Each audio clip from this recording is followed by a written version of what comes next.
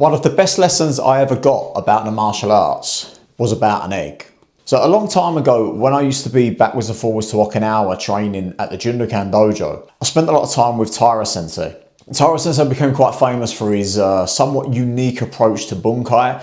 His practical applications, given his occupation as a police officer, set him apart from everybody else who was kind of stuck teaching the Kihon style bunkai, which I think most of us would agree lacks realism, lacks practicality. Taira Sensei was more about, making things work in the real world. Now, Taira Sensei, he wasn't particularly popular at the Jundokan amongst the other teachers, and certainly amongst the seniors, who saw what he was doing as his own creation, his own take on it. He was kind of deviating from what was considered proper. So as such, he was kind of looked down upon. And he was looked down upon not only because of his approach to Goju Ryu, but also because of the fact he was an outsider. He wasn't from Okinawa mainland, he was from Kume Island, which he said to me marked him as, being outside of the circle of trust somewhat. All of which come into the head when Taira Sensei became the main draw to that dojo. He was quickly outed. These days you find him, he's on his own, doing his own thing, and quite rightly so, making his own waves and continuing to influence people in a positive way. Now, one of the things Taira Sensei said to me was about the egg. And when he was explaining to me about why he wasn't popular amongst the other teachers, was because of the egg. He explained Goju Ryu, people like to protect the egg, and they nurture it, they cherish it, they keep it in the packet, and they're gonna put that in the fridge, and they're gonna keep it there forever. Every now and then, they go back, get it, have a little look at it, show people the egg, everyone could admire the beauty of that egg in its perfect form.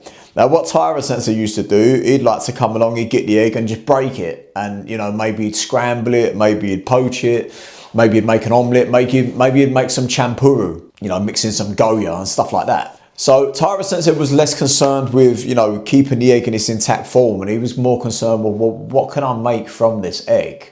And that is what we should all be trying to do with our martial arts. Too many of us get caught up in preservation, we're gonna protect this thing no matter what, and we're gonna show everybody how perfect our eggs are compared to everybody else's, and we're gonna criticize that guy if his egg's a little bit broken, or oh man, that guy he's got a double yoker, what a joker, he's got a double yoker. So we'll look down on people who misuse their eggs. I don't care. I like Taira Sensei's approach. I want to figure out what can I do with it. I want to make a cake. I want to make a brownie. I want to make an omelette. I want to make some pancakes with it. I want to find as many different ways of using these things as possible, right? This is martial arts. I no longer care about my kata being correct in the eyes of the world, or whoever is deemed to be in charge of martial arts these days, evidently the internet, by the way.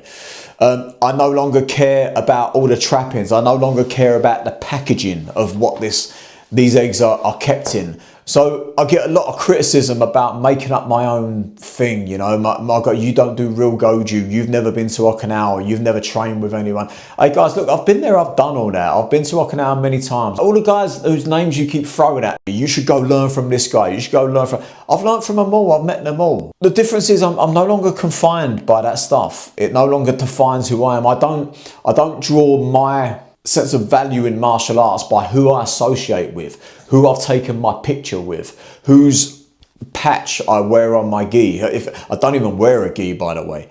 None of this defines my martial arts. I don't even call my art Goju Ryu anymore. So for everyone who keeps saying you're changing Goju Ryu, I don't care. I don't do Goju Ryu anymore. It's my foundation. It's where I came from.